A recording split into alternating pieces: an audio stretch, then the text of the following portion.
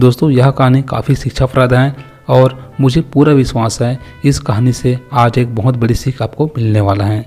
दोस्तों हमारी कहानी है, एक जंगल में बरगद का एक बहुत बड़ा पेड़ था और उस पेड़ के ऊपर एक चील घोंसला बनाकर रहती थी और जहाँ उसने अंडे दे रखे थे उसी बरगद के पेड़ के नीचे एक जंगली मुर्गी ने भी अंडे दे रखे थे। एक दिन उस चील के अंडों में से एक अंडा नीचे गिर गया और मुर्गी के अंडों में जाकर मिल गया। दोस्तों समय बीता और कुछ समय बाद अंडा फिर फूट गया और चील का बच्चा उस अंडे से बाहर निकला और वह ये सोचकर बड़ा हुआ कि वो एक मुर्गी है, मैं एक मुर्गी हूँ। वह मुर्गी के बाकी बच्चों के साथ बड़ा हुआ और वो उन्हीं कामों को करता था जिन्हें एक मुर्गी करती थी। वो मुर्गी के जैसे ही कुकरुस्कू करती थी एवं वह भी जमीन को खोदकर दाने को चुगता था और वो इतना ही ऊंचा उड़ पाता था जितना कि एक सभी मुर्गी उड़ पाती थी। एक दिन उसने खुला आसमान में एक चील को देखा जो बड़ी शान से उड़ रही थी।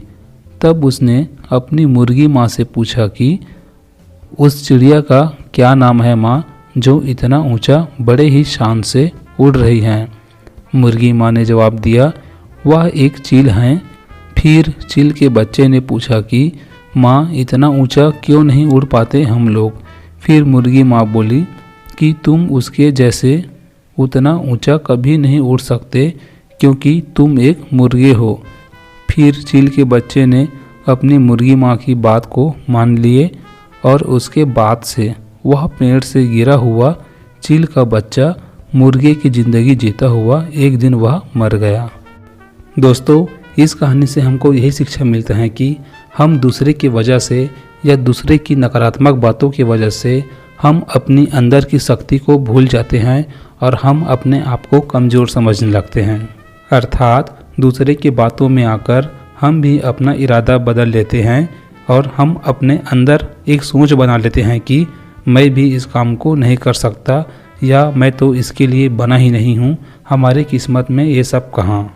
इसीलिए दोस्तों इस कहानी से शिक्षा मिलने के बाद हमको खुद के ऊपर हमेशा भरोसा रखना चाहिए, क्योंकि आज आपको जो देखकर हंस रहे हैं, अगर आप कुछ करके आगे बढ़ जाओगे तो वह लोग हंसते ही रह जाएंगे।